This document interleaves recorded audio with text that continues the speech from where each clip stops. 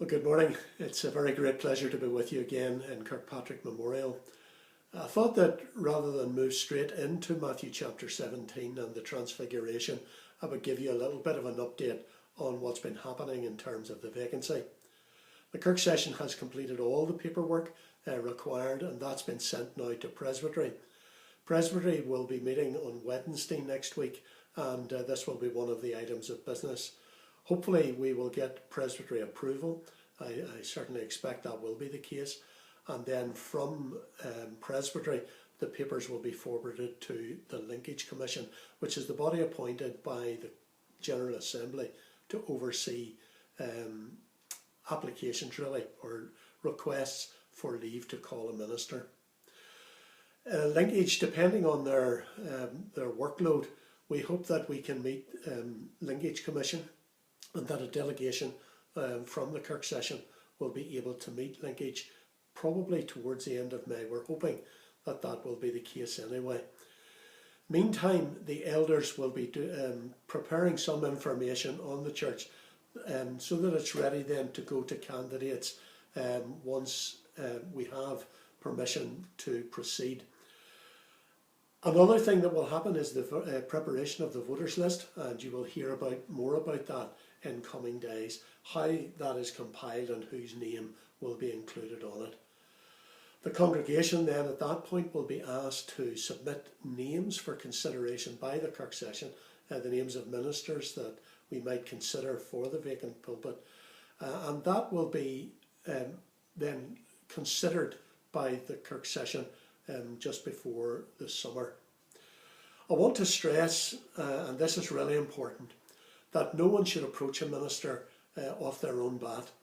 The names must first be submitted to the Kirk session for discussion and approval, and it's my task then as convener of the vacancy to approach those that the Kirk session ask me to approach formally, and asking if they will allow their names to be considered for the vacancy. Perhaps you're wondering why the whole process is as long as it is. And there are a couple of things perhaps to say on that.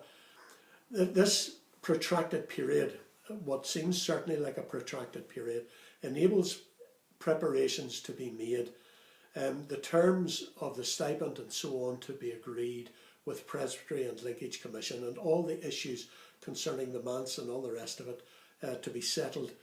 And this will give a new minister a good start without having in any sense to worry about any of these things or that they're in place.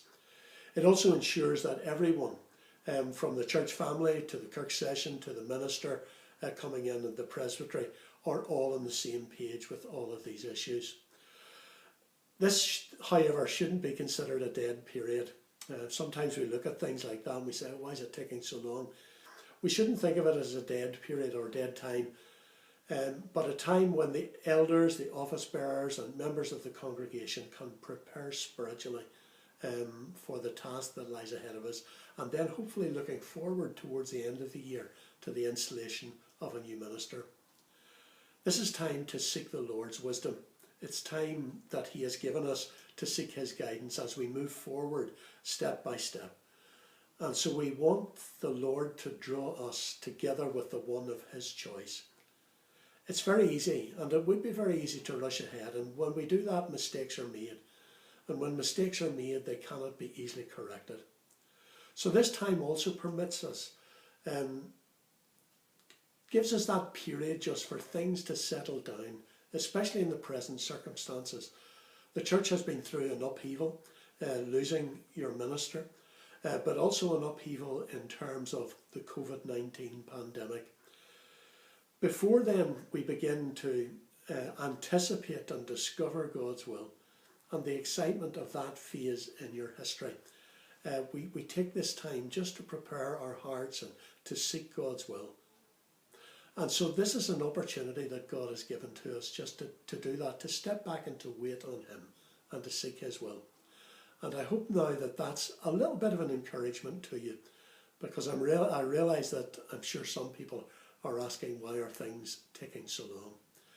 This is the time when we need to do the work of prayer and seek God's will.